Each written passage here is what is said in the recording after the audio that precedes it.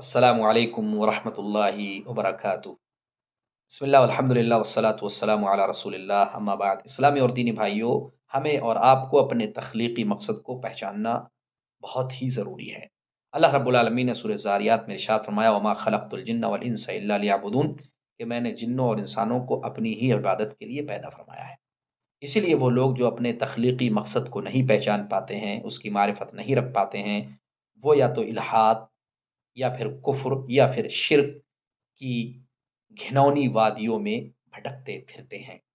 اللہ رب العالمین نے ارشاد فرمایا الذین آمنوا ولم یلبسوا ایمانهم بظلم اولئک لهم الامن وهم مهتدون، جو ایمان لائے اور انہوں نے اپنے ایمان کو ظلم کے ساتھ نہیں ملایا، خلط ملط نہیں کیا، یہ وہ لوگ ہیں کہ ان کے لیے امن ہے اور یہی حقیقی معنوں میں ہدایت یافتہ ہے۔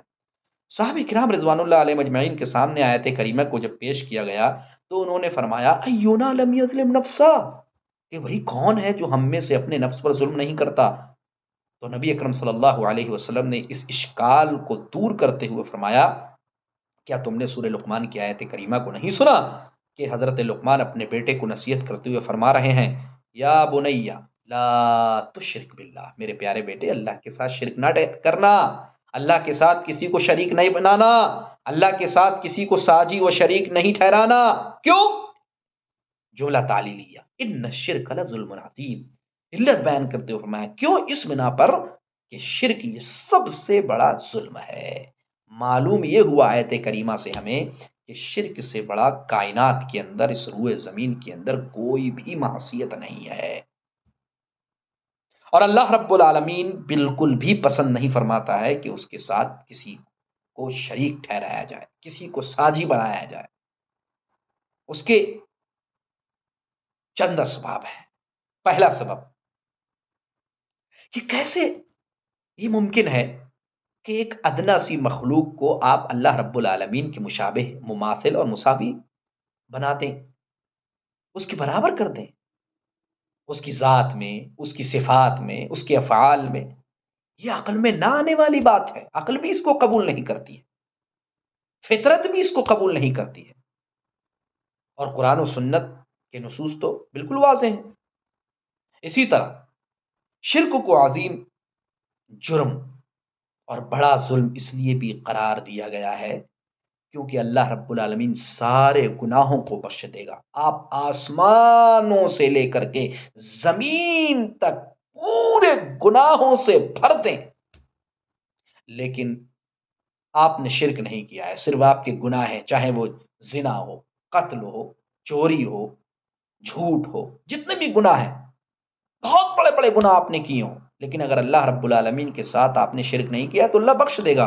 لیکن اگر اللہ رب العالمین کے ساتھ آپ نے شرک کیا ہے اور توبہ نہیں کی، اسی حالت میں آپ مر گئے، تو یاد رہے ان اللہ لا یغفر ان یشرک بہ ویغفر ما دون ذلک لمن یشاء، بے شک اللہ رب العالمین اس بات کو نہیں بخشے گا کہ اس کے ساتھ کسی کو شریک کیا جائے، اور جسے چاہے گا اس کو اس کے علاوہ بخش دے گا، اللہ کی مشیت کے اوپر ہے۔ اسی طرح اللہ رب العالمین نے مشرک پر جنت کو حرام کر دیا ہے، انہ من یشرک باللہ فقد حرم علیہ الجنہ ومأواہ النار وما للظالمین من انصار، کہ وہ لوگ جو اللہ کے ساتھ شریک ٹھہراتے ہیں، اللہ رب العالمین نے فرمایا کہ اللہ نے ان پر جنت کو حرام کر دیا ہے اور ان کا ٹھکانہ جہنم ہے، اور ظالموں کا کوئی مددگار نہیں۔ دیکھیے آیت کریمہ میں بھی اللہ نے فرمایا وما للظالمین، یعنی مشرک کو اللہ نے ظالم یہاں پر بھی قرار دیا کیونکہ یہ اپنے نفس پر ظلم کرتا ہے۔ وما ظلمونا ولکن كانوا انفسهم یظلمون، مشرک جو ہے وہ خود پر ظلم کرتا ہے۔ اللہ نے فرمایا ہم پر ظلم نہیں کیا انہوں نے، لیکن وہ خود ہی ظلم کیا کرتے تھے اپنے آپ پر۔ اس لیے اللہ کے نبی اکرم صلی اللہ علیہ وسلم سے اللہ نے فرمایا لئن اشرکت لیحبطن عملک، نبی کریم صلی اللہ علیہ وسلم اگر آپ بھی اللہ کے ساتھ کسی کو شریک ٹھہراتے تو آپ کے اعمال ضائع اور برباد ہو جاتے۔ اللہ اکبر، کتنا بڑا جرم ہے۔ نبی اکرم صلی اللہ علیہ وسلم فرمایا الا انبئکم باکبر الکبائر، کیا میں تمہیں بڑے کبیرے کے بارے میں نہ بتلا دوں؟ صحابہ کرام نے فرمایا کیوں نہیں اللہ کے نبی اکرم صلی اللہ علیہ وسلم، ضرور بتلائیں۔ نبی اکرم صلی اللہ علیہ وسلم فرمایا الاشراک باللہ، اللہ کے ساتھ شریک ٹھہرانا۔ ابراہیم علیہ السلام نے کیا فرمایا؟ اے اللہ اجنبنی وبنی ان نعبد الاسلام، مجھے اور میرے بچوں کو تو بتوں کی عبادت سے بچا لے. وجنوبنی وبنی ان نعبد الاسنام، اللہ تعالیٰ مجھے اور میرے بچوں کو بتوں کی عبادت سے بچا. رب انہن اضللن کثیرا، میرے پیارے پروردگار انہوں نے بہت سارے لوگوں کو گمراہ کیا ہے. تو میرے بھائیوں، توحید پر قائم و دائم رہیے، ثابت قدم رہیے، اور شرک کی گندی اور گھنونی بیماری سے اپنے آپ کو، اپنی فیملی کو، اپنے معاشرے کو، اپنی قوم کو دور رکھیے. السلام علیکم ورحمۃ اللہ وبرکاتہ.